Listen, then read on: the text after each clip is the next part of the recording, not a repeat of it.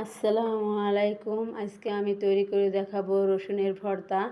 তাই এখানে রসুনের কোয়া দেখেন করে নিয়েছি, ধুয়ে টুয়ে নিয়েছি। আর নিয়েছি কয়েকটা মরিচ, একটু ফেটে রেখেছি যাতে না হয়। নিয়েছি পেঁয়াজ কুচি। এখন চুলায় চলে যাব। চুলা জ্বালিয়ে দিলাম। দিয়ে দেবো সামান্য তেল, প্রায় দুই টেবিল চামচ সরিষার তেল। দিয়ে দেব রসুন,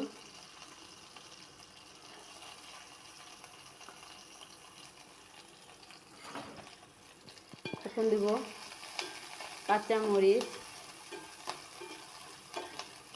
একটু নেড়ে নিলাম যাতে পুড়ে না যায় এক সাইডটা। এখন দেব কাঁচা মরিচ,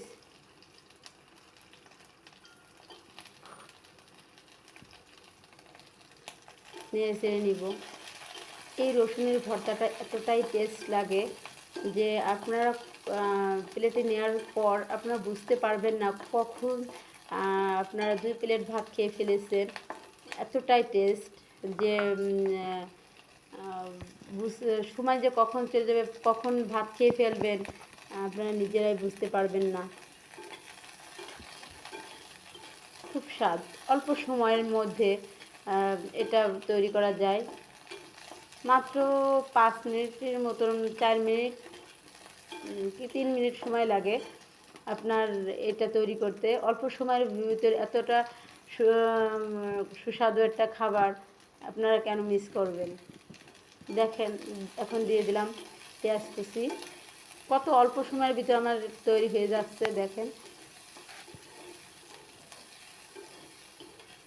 অনেক সময় বাসা বাড়িতে মাছ মাংস কোনোটাই থাকে না, তরি তরকারি থাকে না, কী করবেন? তখন কি না খেয়ে থাকবেন?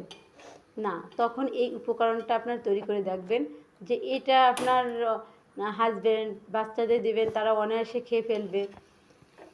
দেখা যাচ্ছে তারা আরও বারবার বলবে মাংস বাদ দিয়ে, মাছ বাদ দিয়ে আপনারা মা এটা দাও।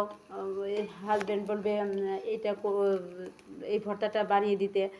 মানে এটার স্বাদ আসলে জিভে লেগে থাকার মতন। একবার না খেলে আপনারা বুঝতে পারবেন না যে কতটা স্বাদ। এই রসুনের ভর্তাটা অনেকভাবেই তৈরি করা যায়। আর রসুনের ভর্তাটা তাওয়ায় শুকনো তেলেও করা যায়। আবার আমি যেভাবে দেখাচ্ছি সেভাবেও হয়। তবে এইভাবে তৈরি করলে সময়টা অনেক কম লাগে। এইটাই দিয়ে দিলাম জিরা। এখানে হাফ চামচের মতন জিরা দিয়ে দিয়েছি। ভালোভাবে ভেজে নিব।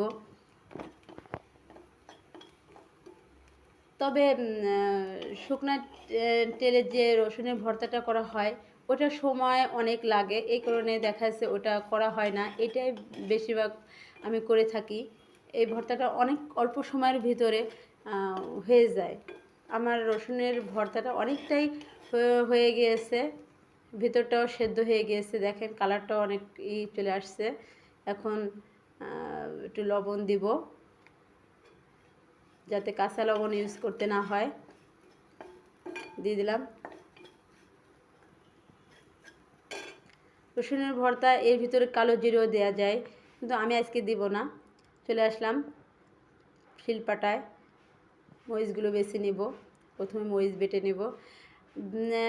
এই ভর্তাটা বেটে আপনাদের দেখাচ্ছি। হয়ে গেছে আমার রসুনের ভর্তা। দেখুন কত সুন্দর হয়েছে, স্বাদটা অনেক দুর্দান্ত। ভালো লাগলে আপনারা লাইক কমেন্ট এবং সাবস্ক্রাইব করে জানাবেন।